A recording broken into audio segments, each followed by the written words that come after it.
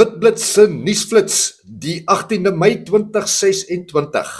Parys maak gereed vir 3 dae van boeremusiek, boktrol, spoeg en absolute stofwolke.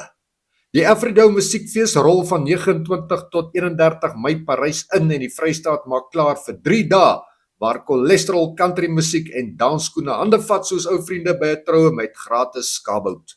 Die fees vier Parys se 150 jaar met die lese Deus Magnus Est, maar teen Saterdagmiddag gaan die meeste mense eerder waas my koelerbok skree. Vrydag skop af met DJ's kindervermaak, gesigverf en 'n boeremusiek langarm dans wat waarskynlik eindig met iemand se oom wat sy kniebreis verloor het op Sari Mare. Saterdag bring 'n stampvol program met Caroline Husselman, Eike September, André van der Rede, Amor Vitou, Nico Boysen, Rick Jared, Gardner Nel, Wilmarie en nog hoope kunstenaars. Daar's ook meneer en mevrou Afridome sangkompetisie en genoeg MC's om 'n troue in van 'n Bylpark vir 3 dae mekaar in die gang te hou.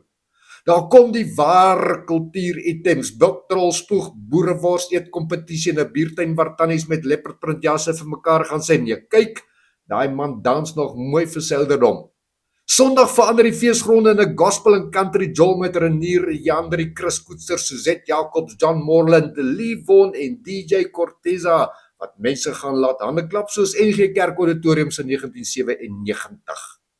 Die Afridome beloof kostalletjies, ponierit, troeteldierplaas en genoeg familievermaak om 'n laerskoolhoof onder druk te sit op die volgende jaar 'n bus te huur.